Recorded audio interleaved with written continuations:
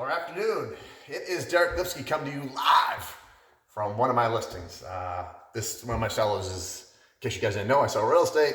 One of my sellers is actually out of town and asked me to pick up his mail for him. So it's one of those crappy New England days. Summer's gone, fall's here, winter's coming. It's already cold. I have a jacket, even though I don't have it on right now. It's definitely in the car. And it's just one of those days where I'm wearing jeans and a t-shirt and you're like, whatever, this guy who swears a lot, tattoos and whatever, he's kind of goofball, Polak, but sometimes he says a good message. So as we know, we're talking about today's message. It is I Declare 31 Days of Greatness. Today is day 16th, the 16th of the month. So hopefully you guys are watching this in accordance to what it's supposed to be. That's the way it's played out. Today's a good message. I hope you guys enjoy it.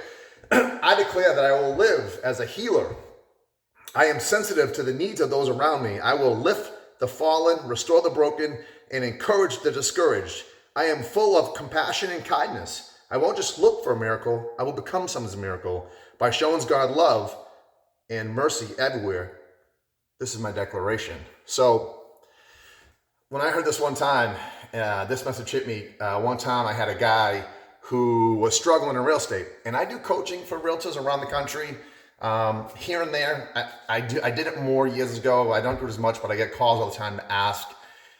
And this guy was struggling. He didn't really have the money to pay for it. He was tenacious. He just had a good heart and he wanted to try it. So I coached him for free for 6 months. I wanted to be his miracle. And it's because the day he called, I said no a bunch of times. And he's just like, listen, let me sell a house. I'll pay you. And I just said, it's on me today. So because I heard this message this day. So every day he called me was the 16th of a month of some year. I've been doing this for a couple of years now. So I was his miracle as I could be. As I could be someone's miracle, I helped him get out of debt and I helped him save his house. And, he's forever grateful for that. I won't go into names or anything like that. But the message is, you're never more like God than when you help hurting people. One of our assignments in life is to help wipe away the tears. Are you sensitive to those needs of those around you, your friends, your neighbors, your coworkers? Many times behind the pretty smile, behind the Sunday praise, there is a person who's hurting. She's alone. He's alone. His life is in turmoil. When someone is struggling, reach out. Be a healer. Be a restorer.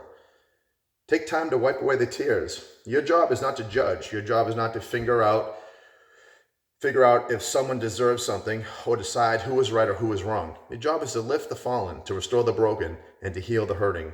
Sometimes you may have to trade places with somebody who is hurting. You must be willing to be inconvenienced. You may have to miss dinner in order to wipe away a tear. You may have to skip working out one night in order to encourage a struggling couple. You may have to drive across town and pick up a coworker who is addicted to take him to church with you on Sunday. If you want to live as a healer, you must be willing to change places with those who are hurting. So it's funny. I heard about the story. I'm in real estate again, but I hadn't said it 100 times. And it was about a contractor who had done a lot of stuff, had built a lot of houses, and just fallen on hard times. And he was going to lose his own house. He was struggling with it, and it needed a ton of repairs. So an investor came along and goes, I think this would be a great house. Why don't I give you the money to fix it, and then I'll buy it from you? So he was like, okay. He's like, how much do you need? And the guy just said $100,000 to fix everything that's wrong. Plumbing, heating, roof, windows. It needed pretty much everything. If you guys know anybody who's a plumber or contractor or electrician, if they're an electrician, their panel's always open. They don't have it. If they're a plumber, there's pipes that aren't put together because they don't want to do it. They do it later. If you're a carpenter, there's usually a half-built deck out there that he's just like, whatever, I'll get to it when I get to it. There's a lot of unfinished stuff. This guy did everything. So his house was a lot of unfinished stuff. So the investor gave him $100,000. And he thought he was selling this to the investor. So he cut corners, right? So when it came time to order the roof to come in, he got the cheap shingles. When he had the plumber come in, he interviewed 3 people. He went with the cheapest. When it came time to get the furnace guy, he went with the cheapest guy. He ended up saving $40,000 and put in his pocket. It only cost him $60,000. He was so proud of himself that he did that. He was able to put an extra $40,000 in his pocket. And he came to the investor and said, okay, it's all set. And the guy looked at it and goes, this is beautiful, beautiful house, but I don't really need it. I already have my own beautiful house. And he took the keys to him and he go, here, you fix your own house. It's yours. And the builder was like, what? In his head, he said, if he had known it was his house, he would have done it so differently.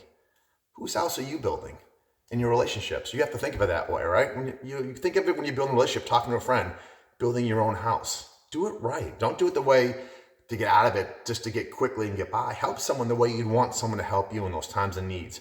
That story meant a lot, and it certainly reflects in the message today. It just means, whose house are you building?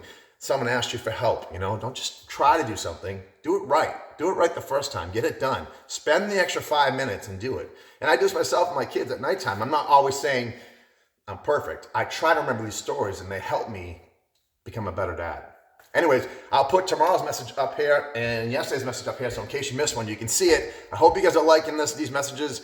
Make sure to subscribe, leave questions, comments. I try to answer everything on YouTube. I'm pretty good about that, and I'll see you guys tomorrow.